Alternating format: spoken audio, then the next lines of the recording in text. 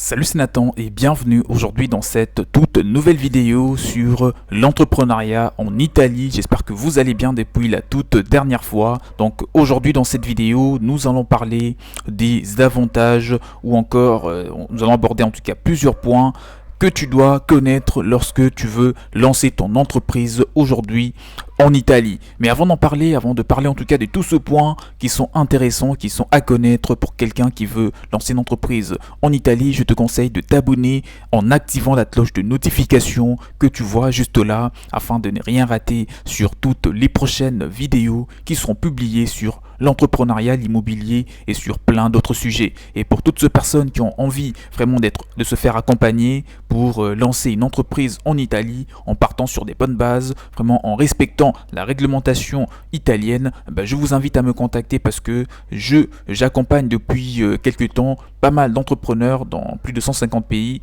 qui entreprennent, qui lancent des entreprises à succès en respectant les étapes pour enregistrer l'entreprise, mais aussi pour s'expatrier en amont si c'est ce qui vous intéresse bien entendu. Donc, dans cette vidéo, comme je l'ai dit, nous allons aborder plusieurs points, donc devenir auto-entrepreneur et vivre en Italie, d'accord? Parce que voilà, donc c'est le pays qui vous intéresse actuellement pour la création de votre entreprise. Si vous avez toujours voulu vivre la belle vie au sein d'une culture chaleureuse, là où le soleil, le bon vin et bien sûr les succulentes pâtes sont là, sachez que l'Italie est un pays qui est fait pour vous. Beaucoup d'expatriés ont fait le grand saut et se sont mis à leur compte en lançant bien entendu leur propre entreprise en Italie. Dans cette vidéo, c'est exactement de cela que nous allons parler, en abordant quelques points intéressants à ces sujets concernant même les avantages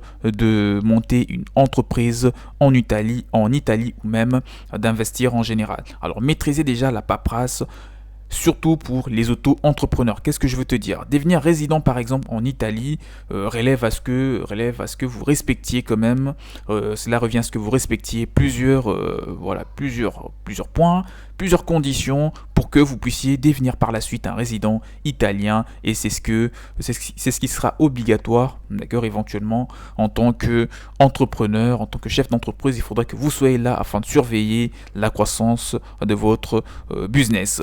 Pour ceux qui souhaitent rester en Italie pour une durée dépassant 90 jours, il vous faut veiller à demander un statut de résident car c'est obligatoire. Ce n'est pas compliqué, il suffit de vous présenter au bureau de la police et remplir une déclaration de présence sur les sols italiens dans les 8 jours qui suivent votre arrivée afin d'obtenir bien entendu votre permis de séjour. Les citoyens européens sont exemptés de cette procédure. J'espère que tu as compris ce petit point. Et justement, parlons des citoyens européens.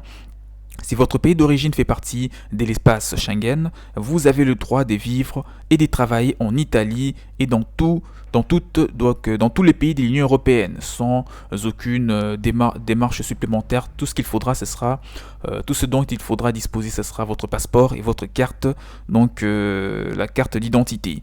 Alors, citoyens des pays hors de l'Union européenne, comment ça se passe exactement? Si ce n'est pas le cas, donc si vous n'êtes pas un ressortissant d'un pays faisant partie de l'Union européenne, il vous faudra obtenir l'autorisation de travailler en tant qu'auto-entrepreneur ainsi qu'un visa adéquat avant même d'entrer sur les territoires italiens et donc de remplir la déclaration de présence auprès de la police ou d'un bureau de police. Alors, obtenir le permis de travail en Italie, comment ça se passe exactement? Moi, je te dis que pour travailler à son compte en Italie, il faut une autorisation officielle spécifique qu'on appelle les nulla osta. D'accord, celle-ci est valide pour 3 mois seulement. Alors, vous devez d'abord la demander au bureau tribunal de votre localité. Ensuite, il faut inscrire votre structure au registre des sociétés qu'on appelle Registro del Impress. Et ensuite, enfin, vous devrez pour votre entreprise doit également figurer sur la liste du Registro del Dite, et du Registro del Imposte. Ça veut dire que dans les registres du commerce, tout simplement, pour une traduction française plus compréhensible. Donc, enfin, il faudra que l'entreprise soit obligatoirement enregistré dans le registre du commerce afin d'exercer librement votre activité en Italie. Établir votre statut d'auto-entrepreneur est plus simple et moins onéreux que d'ouvrir une nouvelle société à responsabilité limitée en Italie. Parlons maintenant fiscalité. Comment ça se passe exactement? Parce que parmi les points qui intéressent énormément de personnes, que ce soit les entrepreneurs ou des personnes qui veulent s'expatrier pour investir dans d'autres secteurs d'activité tels que l'immobilier et j'en passe, les choses qui sont le plus importantes à connaître, c'est les démarches déjà pour investir. Et deuxièmement, c'est sur le plan fiscal, parce que vous doutez bien que même si ce pays vous fascine dans le vrai sens du terme, mais si sa fiscalité ne vous permet pas de réussir dans vos investissements, je pense que ça ne sera pas une destination idéale pour investir tout simplement. Les impôts en Italie, en tant qu'auto-entrepreneur plus précisément, ou freelance, il vous faudra simplement demander un numéro de TVA à l'inscription de votre structure professionnelle. Tout résident permanent doit payer à l'Italie des impôts sur le revenu réalisé dans le pays et à l'étranger.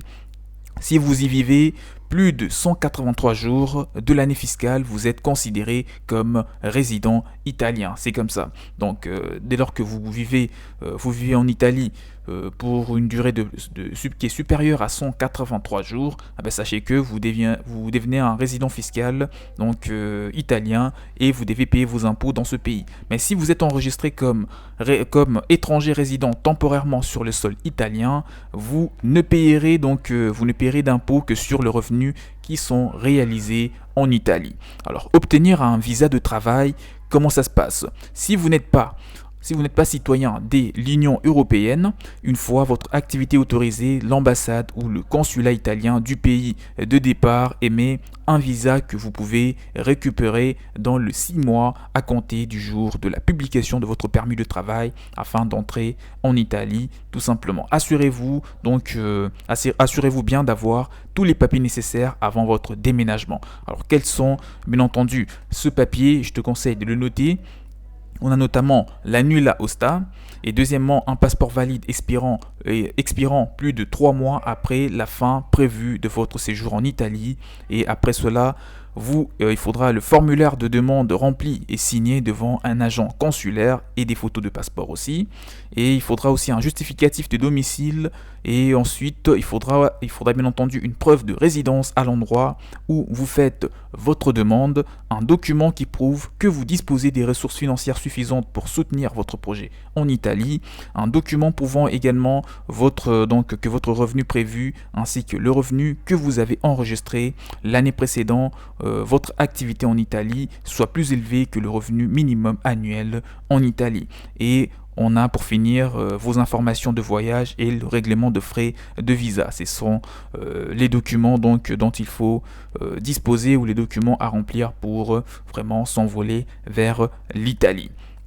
Alors, pour finir, on va parler d'un autre point, c'est où s'installer exactement en Italie, parce que en tant qu'expatrié, vous ne connaissez pas le pays, ce qui est normal, et surtout en tant qu'entrepreneur ou investisseur dans l'immobilier ou dans d'autres secteurs d'activité, ou même si vous voulez partir juste en Italie pour travailler, vous n'allez pas connaître le pays, ce qui est normal, donc il est important d'avoir quelques petites précisions.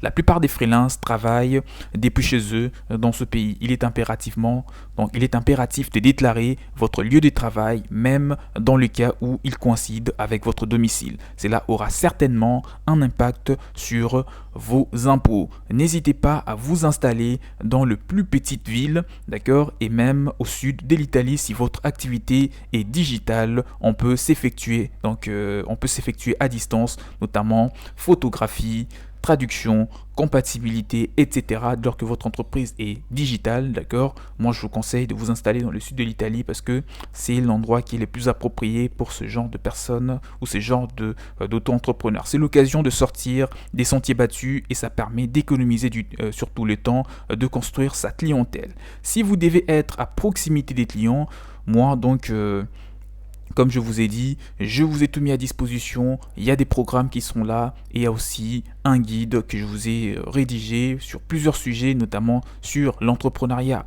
en Italie, parce que là on parle des avantages. Il y a déjà une vidéo qui a été publiée il y a quelques semaines sur comment créer une entreprise en Italie que je vous conseille de consulter d'ailleurs, parce que cette vidéo réunit plusieurs informations précises pour réussir en tout cas l'immatriculation de son entreprise en Italie. Celle-ci, c'est juste afin de compléter le sujet, notamment en vous communiquant les avantages et d'autres informations supplémentaires. Donc pour vous dire en tout cas, alors le Nord est le choix le plus sûr, tel que la ville de Rome ou encore la ville de Milan feront votre bonheur, dans la mesure où vous êtes un coach sportif par exemple. Là c'était une vidéo sur les avantages en tout cas d'investir, de créer une entreprise en Italie, et plus précisément pour les auto-entrepreneurs. Même si vous voulez créer une SARL ou même si vous voulez créer une société anonyme, sachez que ces détails que je viens de te communiquer sont très importants pour toi qui veux vraiment entreprendre en Italie. Et je te conseille par-dessus tout de t'abonner à la chaîne en activant la cloche de notification qui est juste là en dessous,